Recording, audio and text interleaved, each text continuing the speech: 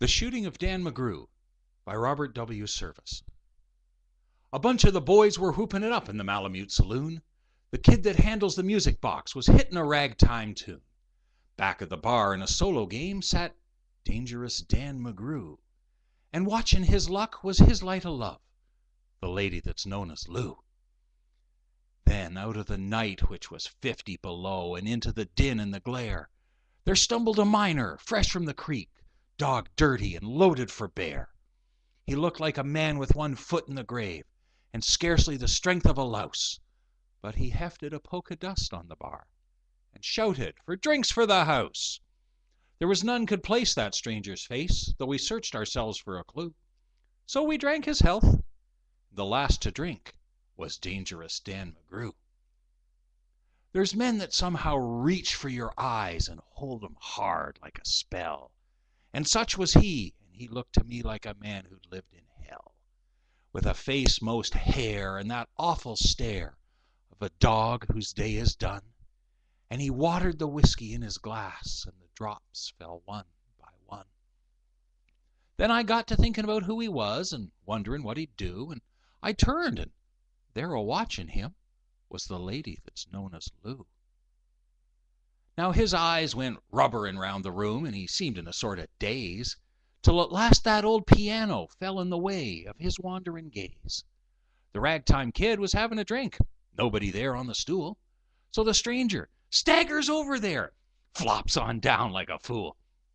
In a buckskin shirt that was glazed with dirt he sat, and I saw him sway.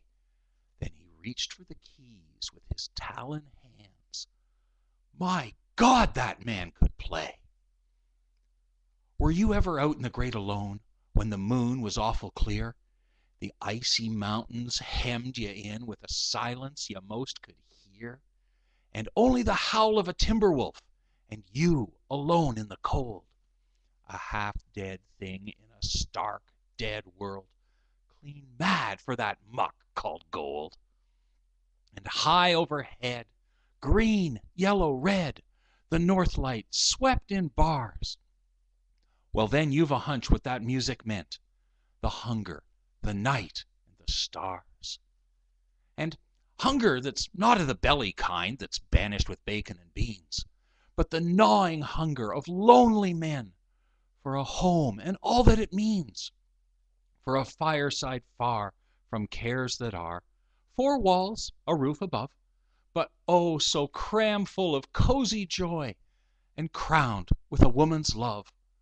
A woman dearer than all the earth, and truer than heaven is true, and God, how pale she looks through her rouge, the lady that's known as Lou. And then, on a sudden, the music changed, so soft you scarce could hear, but you thought your life had been looted clean of all it once held dear. That someone had stolen the woman you loved, that her love was the devil's lie, that your guts were gone, and the best for you was to crawl away and die. 'Twas the crowning cry of heart's despair, and it chilled me through and through. I reckon I'll take a spread misere, said Dangerous Dan McGrew.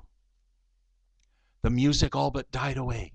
Then it burst like a pent-up flood, and it seemed to say, repay, repay. My eyes were blind with blood. The thought came back of an ancient wrong.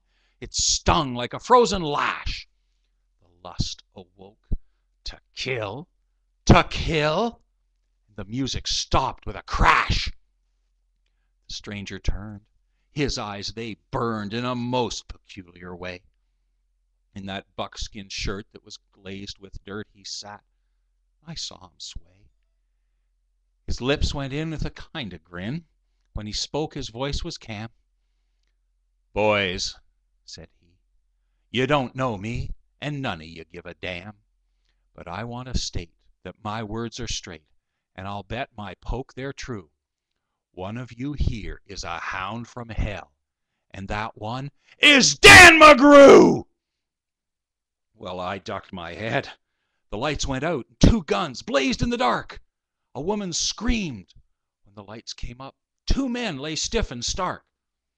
Pitched on his head, pump full of lead, lay dangerous Dan McGrew, and the man from the creeks lay clutched to the breast of the lady that's known as Lou.